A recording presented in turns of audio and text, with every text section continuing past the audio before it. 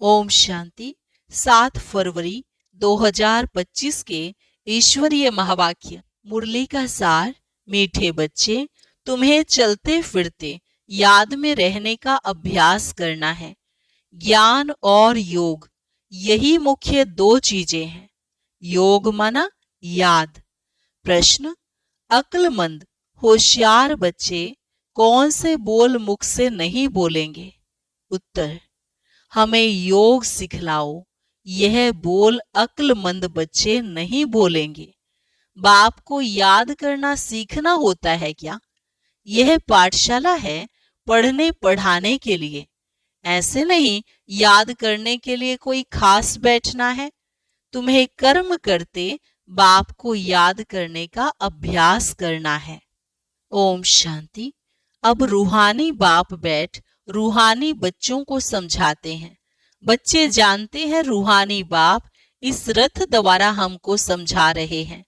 अब जबकि बच्चे हैं तो बाप को व किसी बहन व भाई को कहना कि मुझे बाबा को याद करना सिखलाओ, यह रोंग हो जाता है। तुम कोई छोटी बच्चियां तो नहीं हो ना। यह तो जानते हो मुख्य है रूह, वह तो है अविनाशी, शरीर है विनाशी। बड़ा तो रूह हुआ ना। अज्ञान काल में यह ज्ञान किसको नहीं रहता है कि हम आत्मा हैं, शरीर द्वारा बोलते हैं, देह अभिमान में आकर ही बोलते हैं मैं यह करता हूं। अभी तुम देही अभिमानी बने हो। जानते हो आत्मा कहती है मैं इस शरीर द्वारा बोलती हूं, कर्म करती हूं। आत्मा मेल है। बाप समझाते हैं यह बोल बहुत करके सुने जाते हैं। कहते हैं हमको योग में बिठाओ। सामने एक बैठते हैं इस ख्याल से कि हम भी बाबा की याद में बैठे, यह भी बैठे।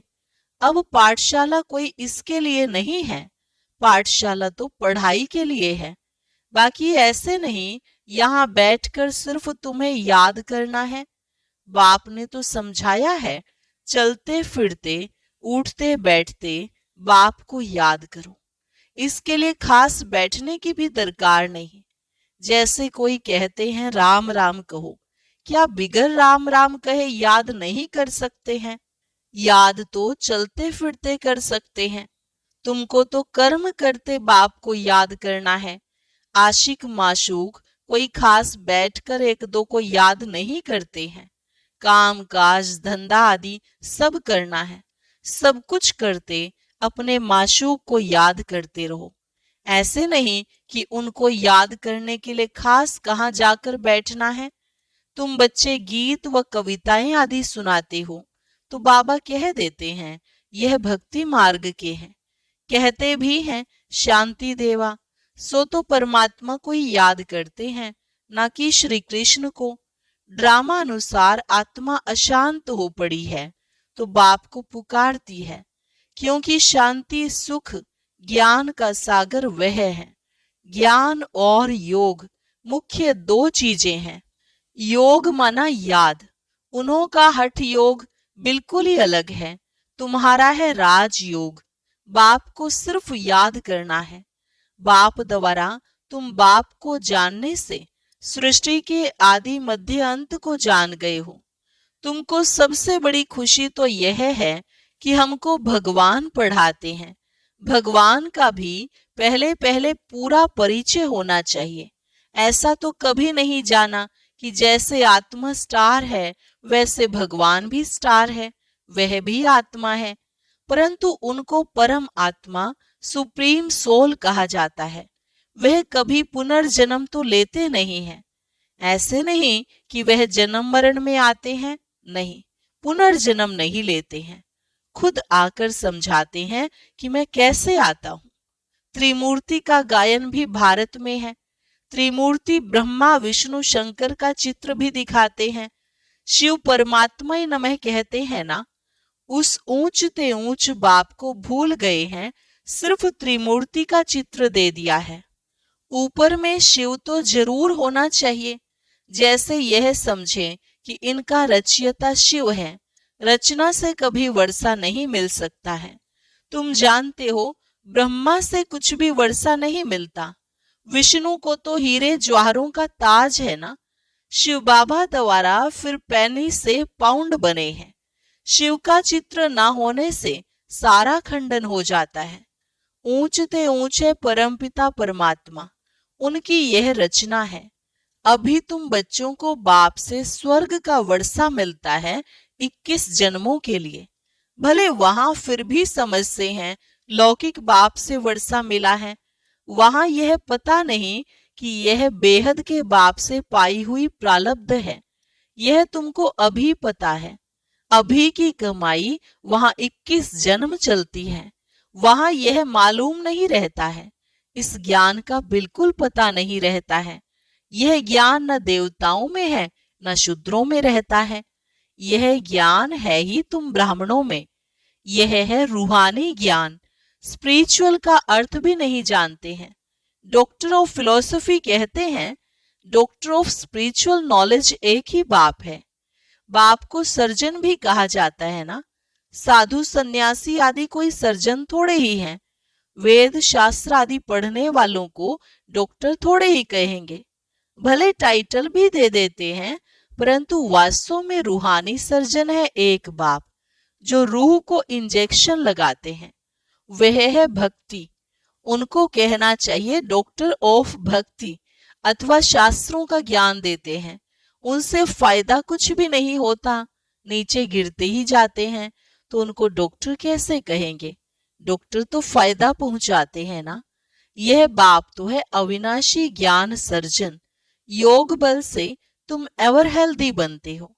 यह तो तुम बच्चे ही जानते हो, बाहर वाले क्या जाने। उनको अविनाशी सर्जन कहा जाता है।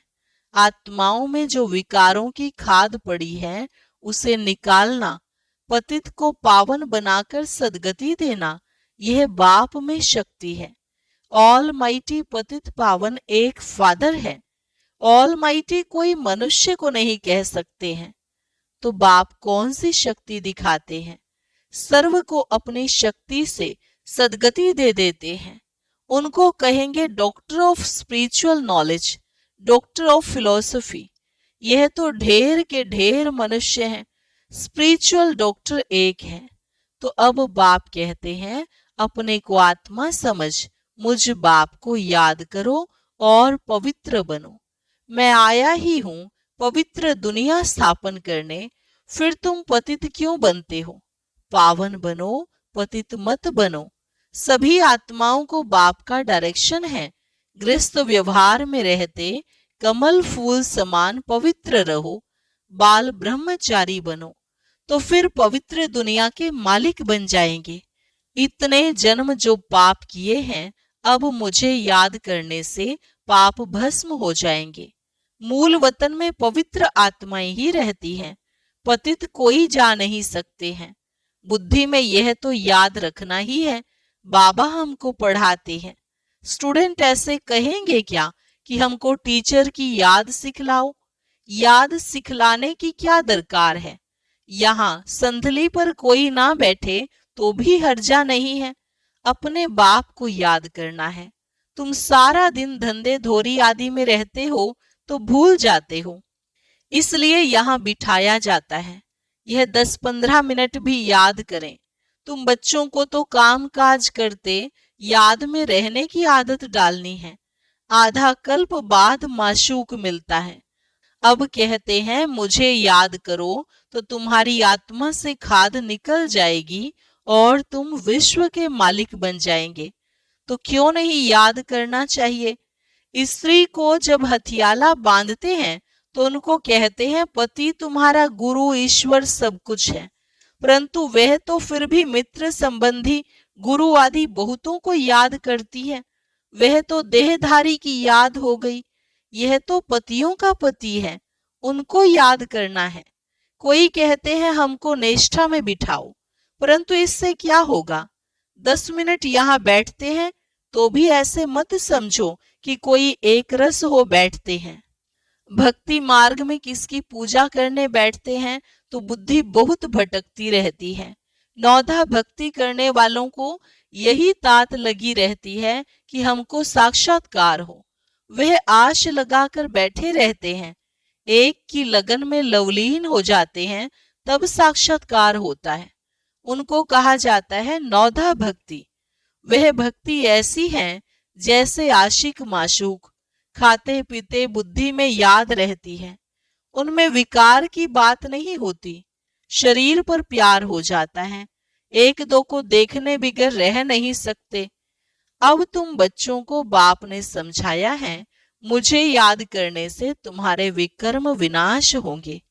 कैसे तुमने 84 जन्म लिए हैं। बीज को याद करने से सारा झाड़ याद आ जाता है। यह वैरायटी धर्मों का झाड़ है ना। यह सिर्फ तुम्हारी बुद्धि में ही है कि भारत गोल्डन एज में था, अब आयरन एज में है। यह अंग्रेजी अक्षर अच्छे हैं, इनका अर्थ अच्छा निकलता है।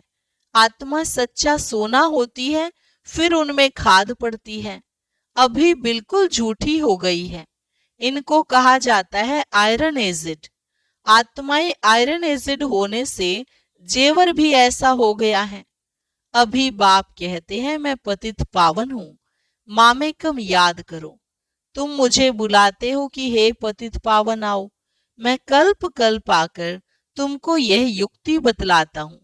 मन मना भव, मध्याजी भव, अर्थात स्वर्ग के मालिक बनो। कोई कहते हैं हमको योग में बहुत मजा आता है, ज्ञान में इतना मजा नहीं, बस योग करके यह भागेंगे, योग ही अच्छा लगता है। कहते हैं हमको तो शांति चाहिए। अच्छा, बाप को तो कहाँ भी बैठ याद करो। याद करते करते तुम शांति धाम में चले जाएंगे। इसमें योग सिखलाने की बात ही नहीं है, बाप को याद करना है। ऐसे बहुत हैं जो सेंटर्स पर जाकर आधा पौना घंटा बैठते हैं, कहते हैं हमको निष्ठा कराओ, या तो कहेंगे बाबा ने प्रोग्राम दिया है निष्ठा का। यहाँ बाबा कहते हैं चलते फिरते याद में रहो। ना से तो बैठना अच्छा है, बाबा मना नहीं करते हैं, भले सारी रात बैठो, परंतु ऐसी आदत थोड़ी ही डालनी है कि बस रात को ही याद करना है। आदत यह डालनी है कि काम काज करते याद करना है। इसमें बड़ी मेहनत है। बुद्धि घड़ी घड़ी और तरफ भाग जाती है। भक्ति मार्ग में भी बुद्धि भाग जाती है, फिर अपने को चुटकी काटते हैं। सच्चे भक्त जो होते हैं उनकी बात करते हैं। तो यहाँ भी अपने साथ ऐसी ऐसी बातें करनी चाहिए। बाबा को क्यों नहीं याद किया। याद नहीं करेंगे तो विश्व के मालिक कैसे बनेंगे। आशिक माशूक तो नाम रूप में फंसे रहते हैं। यहाँ तो तुम अपने को आत्मा समझ बाप को याद करते हो। हम आत्मा इस शरीर से अलग हैं। शरीर में आने से कर्म करना होता है। बहुत ऐसे भी हैं जो कहते हैं हम दीदार करें। अब दीदार क्या करेंगे, वह तो बिंदी है ना। अच्छा, कोई कहते हैं श्री कृष्ण का दीदार करें। श्री कृष्ण का तो चित्र भी है ना। जो जड़ है सो फिर चैतन्य में देखेंगे। इससे फायदा क्या हुआ, साक्षात्कार से थोड़ी फायदा होगा। तुम बाप को याद करो तो आत्मा पवित्र हो। नारायण का साक्षात्कार होने से नारायण थोड़े ही बन जाएंगे। तुम जानते हो हमारी एम ऑब्जेक्ट है ही लक्ष्मी नारायण बनने की, परंतु पढ़ने बिगर थोड़े ही बनेंगे। पढ़कर होशियार बनो, प्रजा भी बनाओ, तब लक्ष्मी नारायण बनेंगे। मेहनत है, पास विद ऑनर होना चाहिए, जो धर्मराज की सजा न मिले। यह मुरब्बी बच्चा भी साथ है। यह भी कहते हैं तुम तीखे जा सकते हो। बाबा के ऊपर तो कितना बोझा है, सारा दिन कितने ख्यालात करने पड़ते हैं। हम इतना याद नहीं कर सकते हैं। भोजन पर थोड़ी याद रहती, फिर भूल जाते हैं। समझता हूँ बाबा और हम दोनों सैर करते हैं, सैर करते करते बाबा को भूल जाता हूँ। खिसकनी वस्तु है ना, घड़ी घड़ी याद खिसक जाती है। इसमें बहुत मेहनत है। याद से ही आत्मा पवित्र होनी है। बहुतों को पढ़ाएंगे तो ऊंच पद पाएंगे। जो अच्छा समझते हैं वह अच्छा पद पाएंगे। प्रदर्शनी में कितनी प्रजा बनती है। तुम एक एक लाखों की सेवा करेंगे और फिर अपनी भी अवस्था ऐसी चाहिए। कर्मातीत अवस्था हो जाएगी, फिर शरीर नहीं रहेगा। आगे चल तुम समझेंगे। अब लड़ाई जोर हो जाएगी, फिर ढेर तुम्हारे पास आते रहेंगे, महिमा बढ़ती जाएगी। अंत में सन्यासी भी आएंगे, बाप को याद करने लग पड़ेंगे। उनका पार्ट ही मुक्ति धाम में जाने का है, नॉलेज तो लेंगे नहीं। तुम्हारा मैसेज सभी आत्माओं तक पहुंचना है। अखबारों द्वारा बहुत सुनेंगे, कितने गांव हैं, सबको पैगाम देना है। मैसेंजर पैगंबर तुम ही हो, पतित से पावन बनाने वाला और कोई है नहीं सिवाय बाप के। ऐसे नहीं कि धर्म स्थापक किसको पावन बनाते हैं, उनका धर्म तो वृद्धि को पाना है। वह वापस जाने का रास्ता कैसे बताएंगे? सर्व का सदगति दाता एक है। तुम बच्चों को अब पवित्र जरूर बनना है। बहुत हैं जो पवित्र नहीं रहते हैं। काम महाशत्रु है ना, अच्छे अच्छे बच्चे गिर पड़ते हैं। कुदृष्टि भी काम का ही अंश है। यह बड़ा शैतान है। बाप कहते हैं इस पर जीत पहनो तो जगत जीत बन जाएंगे। अच्छा, मीठे मीठे सिकिलधे बच्चों प्रति मात पिता बाप दादा का याद प्यार और गुड मॉर्निंग। रूहानी बाप की रूहानी बच्चों को नमस्ते। रूहानी बच्चों की रूहानी बाप दादा को नमस्ते नमस्ते, गुड मॉर्निंग। धारणा के लिए मुख्य सार। पहली पॉइंट, काम काज करते याद में रहने की आदत डालनी है। बाप के साथ जाने व पावन नई दुनिया का मालिक बनने के लिए पवित्र जरूर बनना है। दूसरी पॉइंट, ऊंच पद पाने के लिए बहुतों की सेवा करनी है, बहुतों को पढ़ाना है। मैसेंजर बन यह मैसेज सभी तक पहुंचाना है। वरदान, स्नेह की गोद में आंतरिक सुख व सर्व शक्तियों का अनुभव करने वाले यथार्थ पुरुषार्थी भव। स्नेह की गोद में आंतरिक सुख व सर्व शक्तियों का अनुभव करने वाले यथार्थ पुरुषार्थी भव। जो यथार्थ पुरुषार्थी हैं वे कभी मेहनत व थकावट का अनुभव नहीं करते, सदा मोहब्बत में मस्त रहते हैं। वे संकल्प से भी सरेंडर होने के कारण अनुभव करते कि हमें बाप दादा चला रहा है। मेहनत के पांव से नहीं, लेकिन स्नेह की गोदी में चल रहे हैं। स्नेह की गोद में सर्व प्राप्तियों की अनुभूति होने के कारण वह चलते नहीं, लेकिन सदा खुशी में, आंतरिक सुख में, सर्व शक्तियों के अनुभव में उड़ते रहते हैं। स्लोगन, निश्चय रूपी फाउंडेशन पक्का है तो श्रेष्ठ जीवन का अनुभव स्वतः होता है। निश्चय रूपी फाउंडेशन पक्का है तो श्रेष्ठ जीवन का अनुभव स्वतः होता है। ओम शांति। ओम शांति। अब सुनते हैं आज के अव्यक्त इशारे। अव्यक्त इशारे। एकांत प्रिय बनो, एकता और एकाग्रता को अपनाओ। विस्तार है। अनेकता में एकता तो प्रैक्टिकल में अनेक देश, अनेक भाषाएं, अनेक रूप रंग, लेकिन अनेकता में भी सबके दिल में एकता है ना, क्योंकि दिल में एक बाप है। एक श्रीमत पर चलने वाले हो।